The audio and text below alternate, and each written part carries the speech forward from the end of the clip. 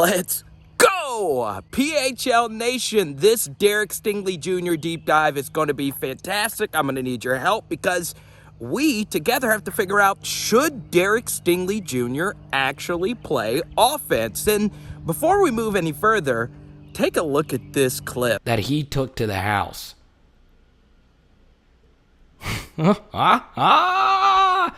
at the burst, and then at the end, a little extra juke. This is filthy. One more time for you.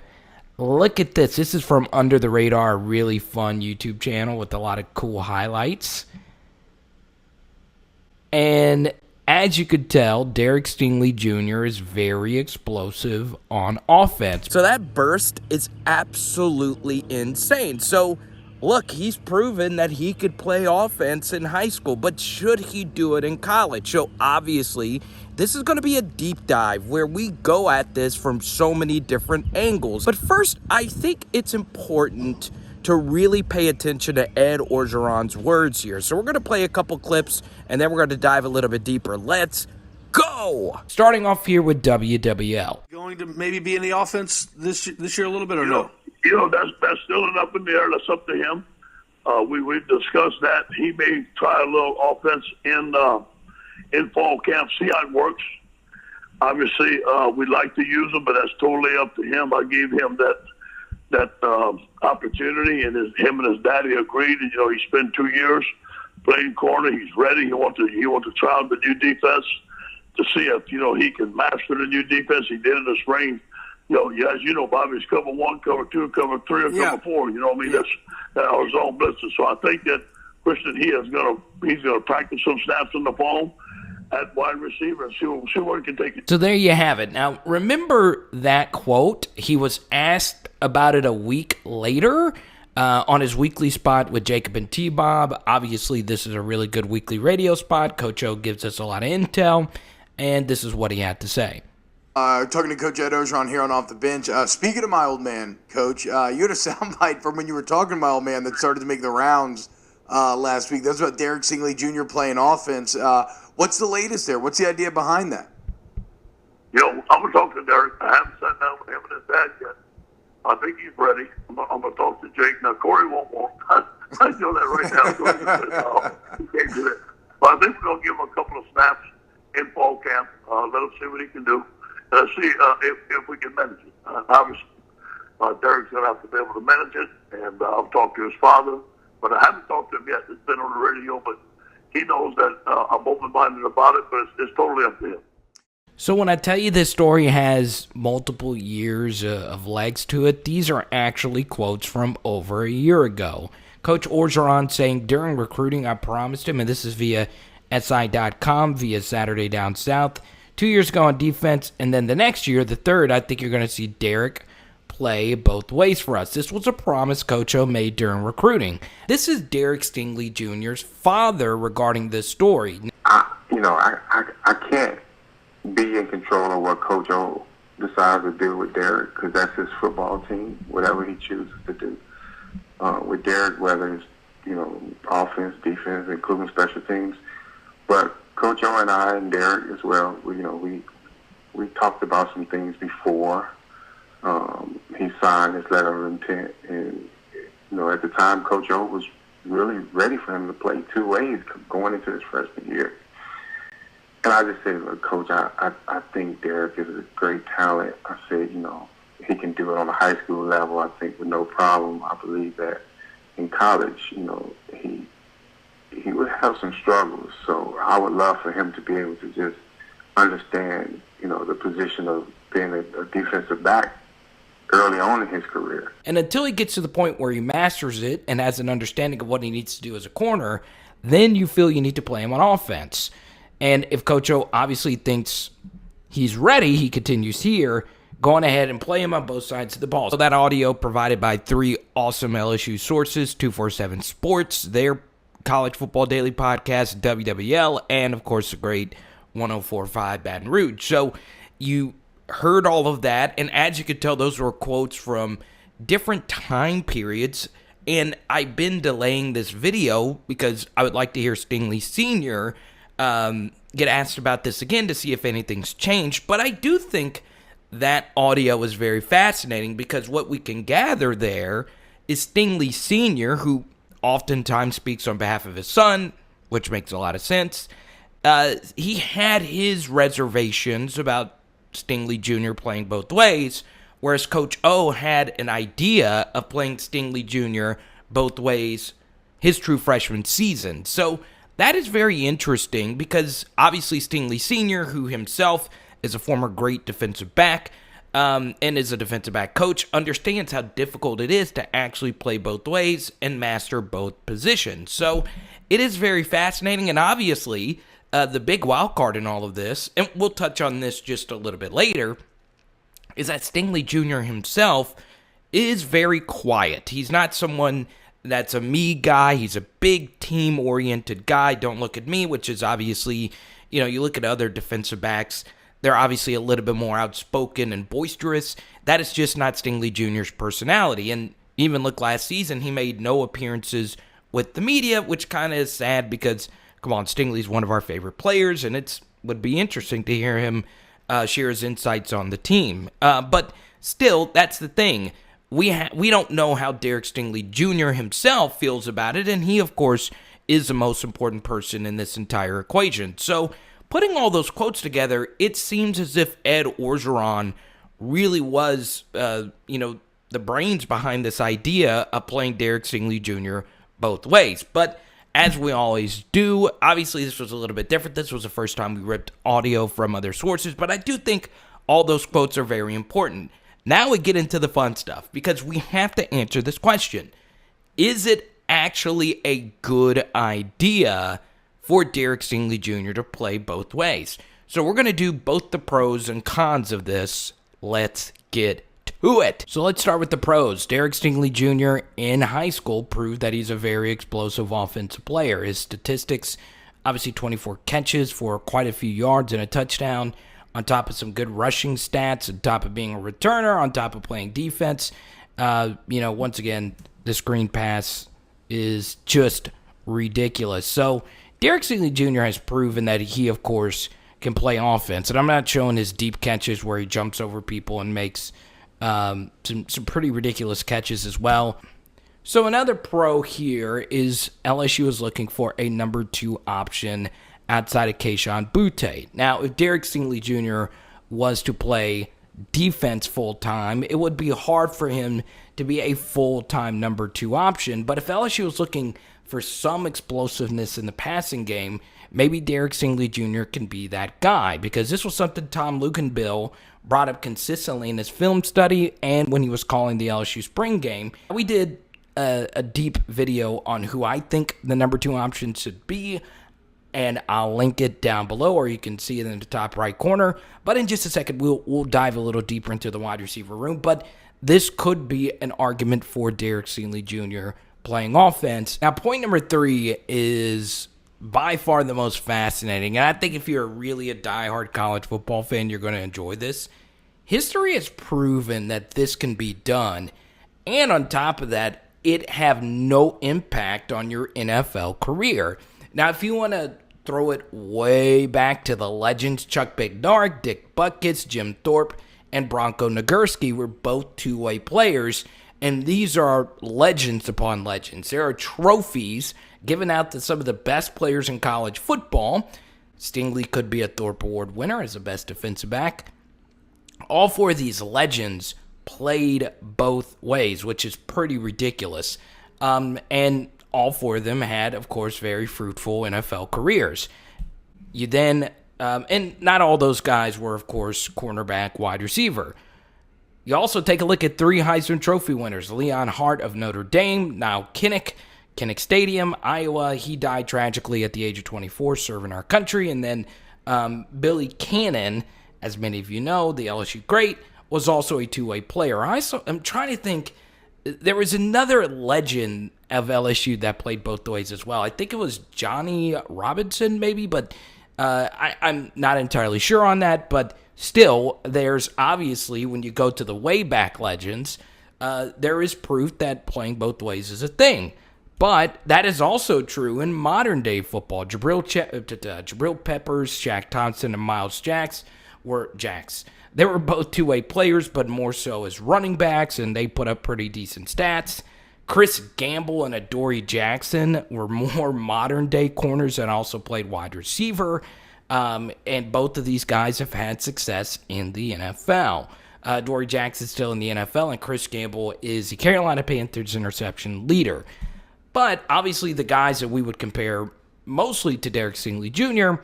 is Charles Woodson and Champ Bailey. Now, of the best corners who also played wide receiver, I know Charles Woodson won the Heisman, but combined he had about 23 catches. Champ Bailey probably should have won the Heisman in 1998 when you see that he had 47 catches his final season at Georgia. Oh yeah, by the way, he was also an All-American defensive back, and he was 7th in the Heisman Trophy voting, which shows you that narrative means everything. If Charles Woodson won the Heisman in 97, and Champ Bailey in 98, of course, went out and did Charles Woodson even better, even though Woodson had the famous punt return against Ohio State, still, Champ Bailey probably should have finished 7th, or better than 7th in the Heisman Trophy, with 47 catches. 47! Champ Bailey is still somehow underrated, okay? But still, Charles Woodson and Champ Bailey. Now, you do notice a name not there. Patrick Peterson, of course, who had a lot of success in the NFL as a two-way player. Of course, LSU never used him, and the most famous example, obviously, is Deion Sanders. He also didn't play two ways at Florida State, but he did in the NFL with the Dallas Cowboys, famously. So it's a thing that has happened, and players have not really gotten hurt. In fact, they've gone on to have very successful NFL careers. Every player mentioned, outside of course, Niall Kinnick, who died in a plane wreck, I believe, serving our country, which is obviously very tragic. He died at the age of 24. Outside of him, each and every name you saw listed had some success in the NFL to obviously Hall of Fame success, including these two names right here. So it is a myth that playing both ways will have an effect on what you could do at the next level. So, oh, it's such a nasty burp. Oh. So the pros are there, but now it's time for the cons, and they might far outweigh the pros. And this, to me, is the major red flag of them all: injury history. Now, as we said before, injuries have not caused the guys prior, but those guys that we mentioned didn't really have all that much of injury history. Outside of Adoree Jackson, I believe, his last season of college. But still, Derek Stingley Jr.'s 2020 was littered with injuries. And it wasn't just one type of injury. It was everything. And honestly, it had a huge impact on LSU because this was their best player. This was a guy that was by far the biggest star on the team heading into last season, of course, outside of Miles Brennan. But from the 2019 team, no one had more hype surrounding him than Derek Stingley Jr. I mean, Kirk Herbstreit was, talking about the Heisman Trophy. But before Stingley ever even suited up for his first game, he had the weird hospitalization against Mississippi State less than 24 hours before kickoff, which obviously put LSU in a really bad spot, and they were lit up for 623 yards. Now, obviously, there's nothing you could do about the hospitalization. We don't know exactly what it was for, or we've yet to get any specificity. Obviously, I wish Derek the best regarding that, but still, it wasn't good. It's, you could chalk it up to an injury. But even outside of that, the Missouri game, he sprained his ankle by stepping on the yard mark, which is also a freak accident. Okay. But then there was the Arkansas injury, which we still don't necessarily know what happened, because against Arkansas, obviously Elias Ricks was ejected for targeting, and then Elias Ricks couldn't play the rest of the game. But then Derek Stingley, there was rumors of a potential concussion, but obviously LSU could have really used him, especially with Elias Ricks not being there. And then, of course, he missed the final two games against Ole Miss and Florida, both of which LSU was able to win. So, he was hurt a lot. We Don't know the extent of his injuries. When he was healthy, he obviously had an amazing game against South Carolina. Had a ridiculous tackle on that one that forced a long field goal. And then his Texas A&M game was phenomenal as well. His Vanderbilt game was obviously great too. He did have a really rough game against Alabama and then also against Arkansas before he got injured. So we'll touch on that in just a second. So overall, with Derek Stingley having such a weird and wide a range of injuries in 2020, obviously 2019 was extremely durable, played all 15 games, played against some of the best receivers, and had an absolutely ridiculous season. But ultimately, if he has injury issues, which 2020 shows that he can be brittle, it may not be worth it because he does provide so much value for you defensively, which kind of leads us to our next point. Why even try to play him on offense if you're deep at wide receiver? Now, I know we listed a pro as saying, well, LSU doesn't have a number 2 option. Well, true, they don't have a bona fide Justin Jefferson to Jamar Chase or Terrace Marshall to Jamar Chase or whatever. They don't have a bona fide number 2 or number 3 guy, but they do have a pretty deep list of capable wide receivers. Obviously, DEREK and Coy are the 2 hottest names because they played the most, but then, of course, you have Trey Palmer, Devonta Lee, the 5 freshmen coming in, Jontre Kirkland, and a long list there. So, obviously, LSU's wide receiver room is extremely deep, and there are capable guys of breaking out. So if you spend so much roster capital on 5 incoming freshmen who are going to focus in on being wide receivers, you would expect one of them potentially to be able to play as a true freshman. And then on top of all the experienced guys, Trey Palmer played a decent amount, got 15 targets last season, 11 catches, lots of drops, but that could be worked on. And then Coy and DEREK could definitely be that guy as well. So the wide receiver room is so deep, throwing Derek Stingley Jr. in that mix would obviously mess with the chemistry, even if you use him as a decoy. So, you have to throw that in there considering how deep the wide receiver room actually is. So, is it worth the risk of putting Derek Stingley Jr. out there on offense when you already have such a deep wide receiver room, knowing that he could get injured? Do you see how those 2 points kind of coincide with each other? Here's another con. Derek Stingley in 2020 wasn't that great. So we talked about his injury history. That played a large part with it. And obviously, championship hangover. You go from one of the greatest teams of all time. Derek Stingley accomplished pretty much everything you can accomplish as a defensive back short of winning the Thorpe or the Heisman as a first-team All-American. And he's already won a national championship. So having a letdown in 2020, it kind of made sense, especially with his injury history. He had some dominant games. His South Carolina game was phenomenal. His Texas A&M game was phenomenal. Vanderbilt, he shut people down and had some really good punt returns in that game. But outside of that, it was rough. The Alabama game was rough, even though he wasn't necessarily guarding Devonta Smith. There was a 3rd and 5 where he gave him cushion deep in LSU's territory. So if you stop him there, you get the football back.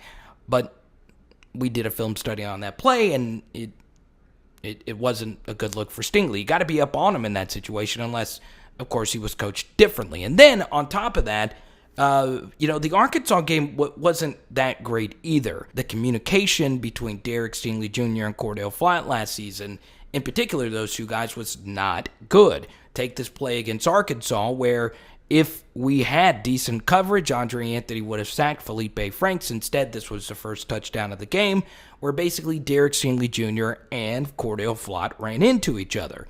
Now, both of these guys are friends. This is something that could be easily fixed, and hopefully with new coaching, it will get fixed with Durante Jones. However, I reached out to 2 different people that played. Not one played at the college level, the other played at the NFL level, and they gave their explanations, and they said this comes down to basic chemistry and communication. So it's not just cover 1, cover 2, cover 3, cover 4. LSU could not communicate at all defensively. So it is very important to make sure we get this fixed. This is not something that's just simple as cover 1, cover 2, cover 3, cover 4. It's not the truth. Communication is obviously very important, and it would be different if this only happened against Arkansas. These routes where wide receivers force the defensive backs to run into each other, these crossers, whatever you want to call them. Alabama took advantage of it. And the Alabama game came after the Arkansas game. Guess who else took advantage of it? Auburn, where they consistently forced Stingley and Flott to run into each other.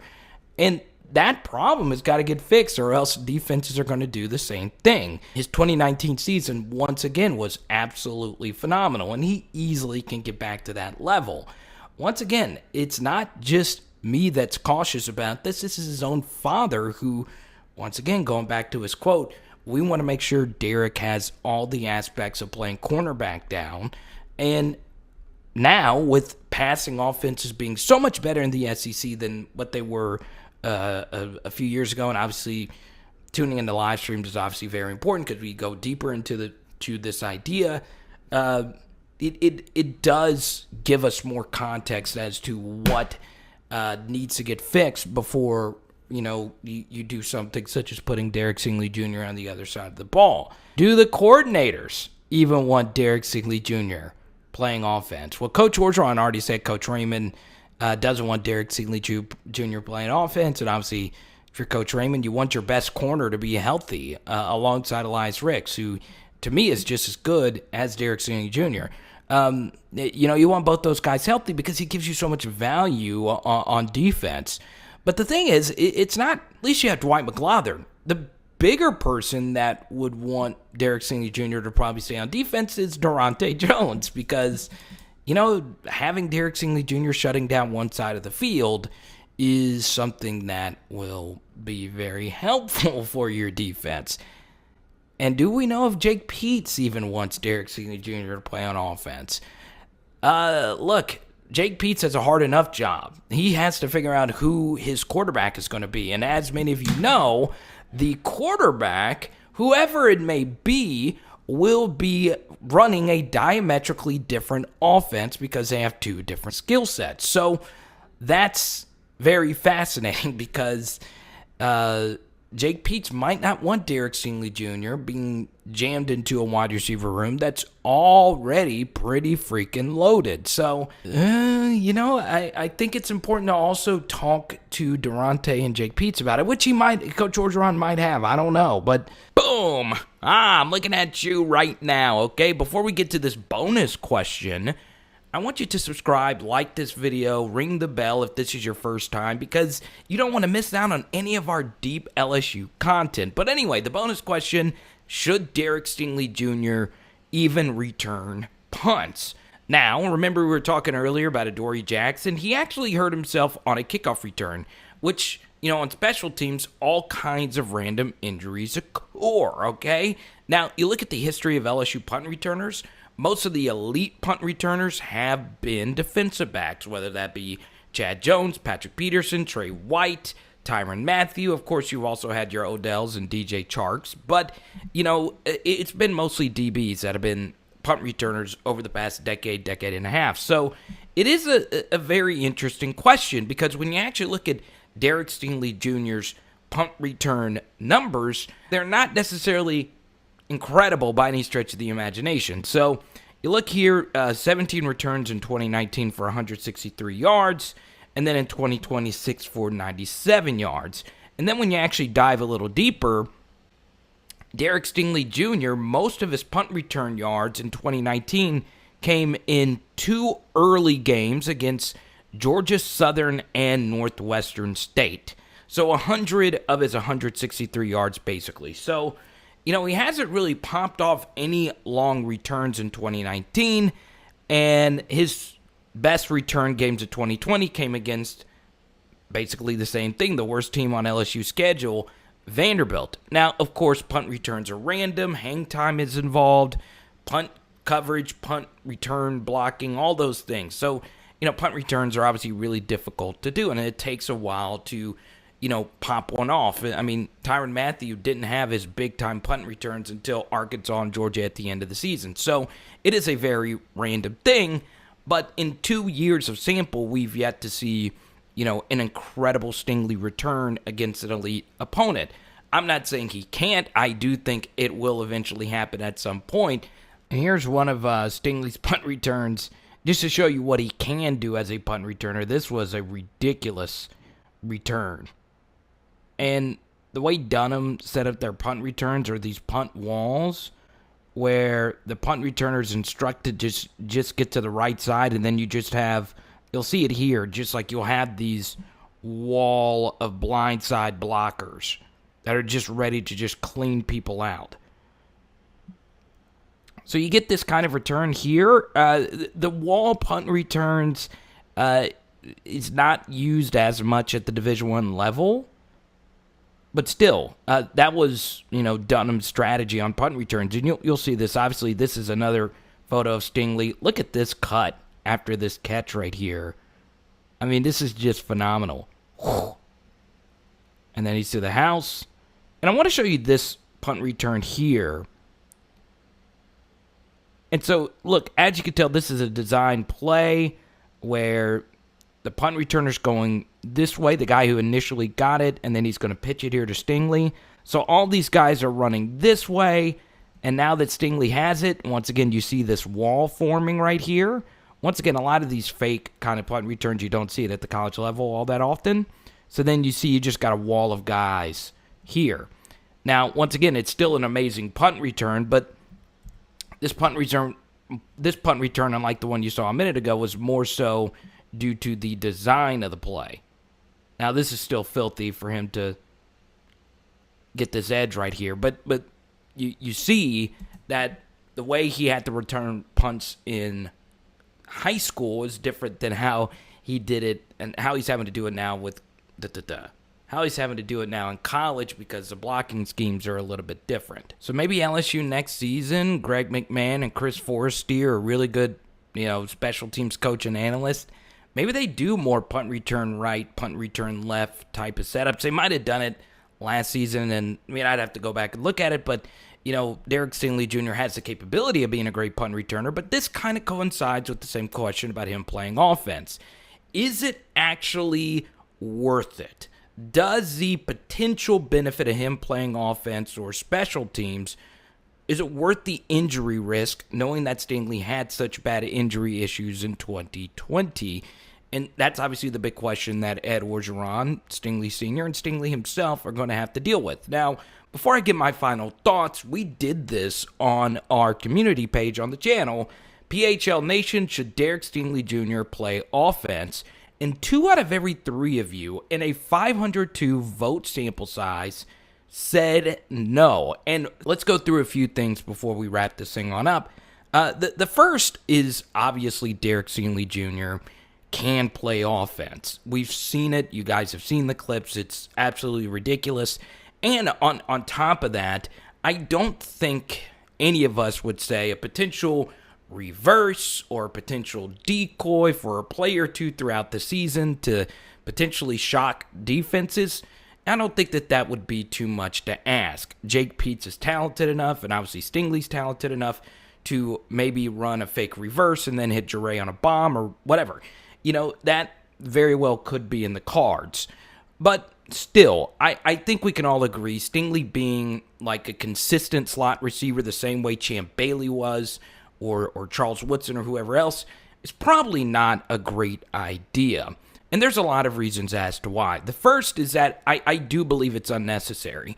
Remember, when football was played in the late 90s, there was only a few Charles Woodsons and Champ Baileys out there. Now there's a lot of athletes that are really talented defensive backs and wide receivers, particularly in the state of Louisiana.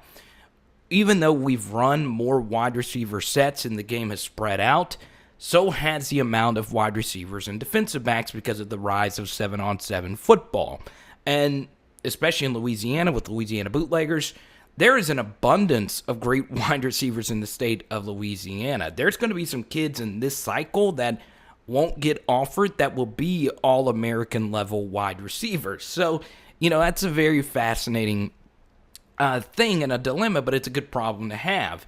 I do think it's unnecessary to risk him playing any type of consistent snaps on offense, which leads us to our next point, and this is very interesting. If DEREK Stingley Jr.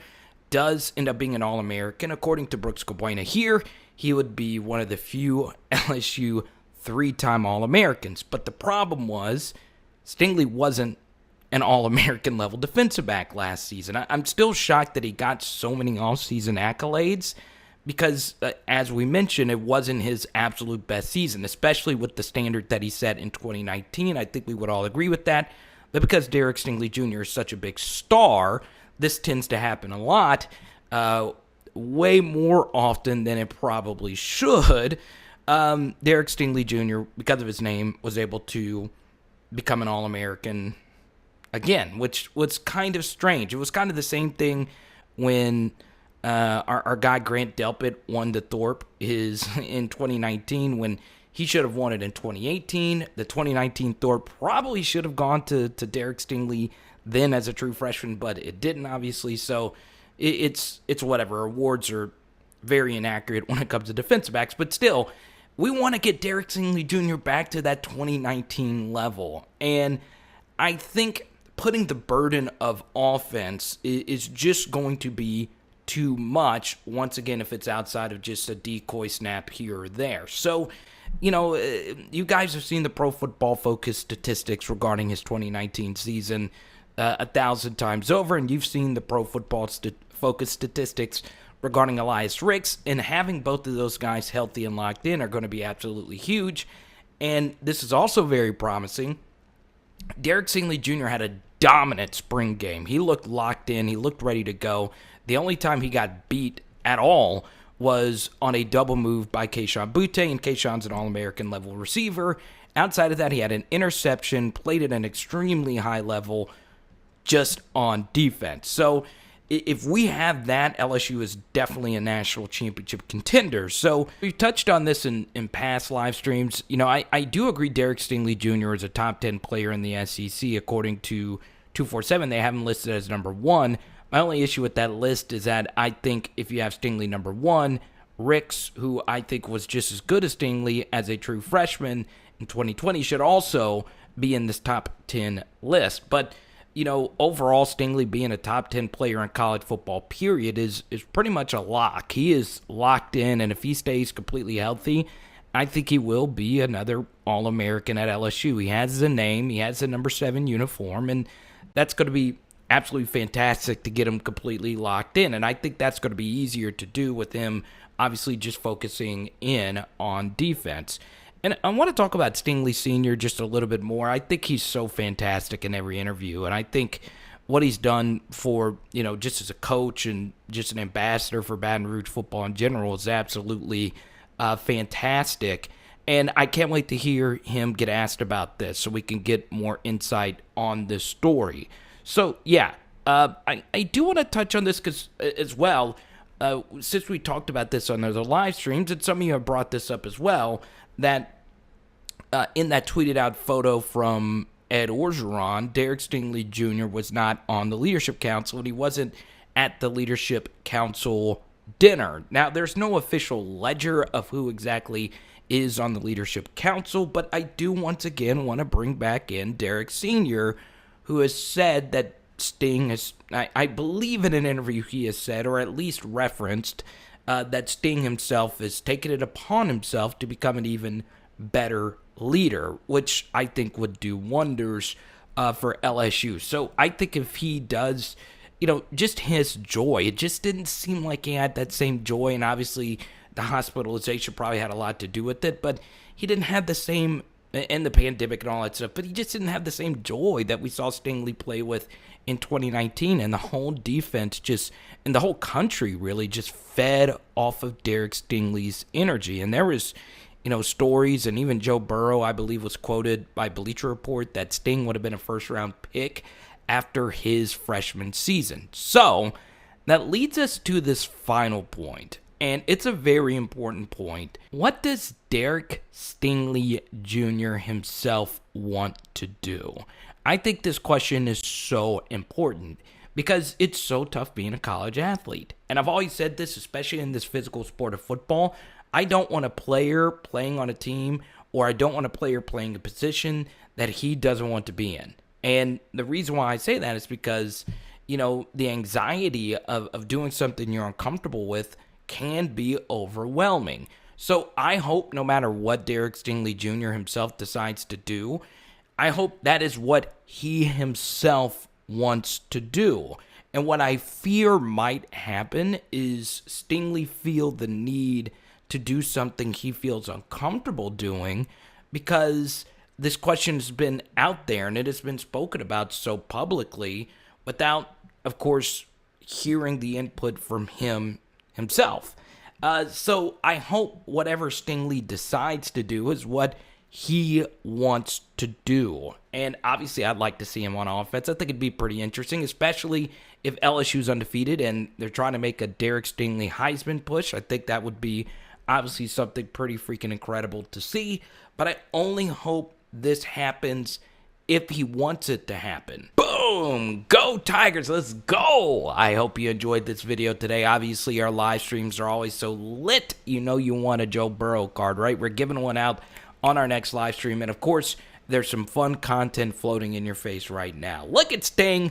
Look at so fresh in that number 7 uniform. I cannot wait for the season. Anyway, his birthday's coming up in a couple of days as well. It is Power Hour LSU. Boom! I think we're doing chicken wings tonight. Let's go! Lemon pepper, let's go!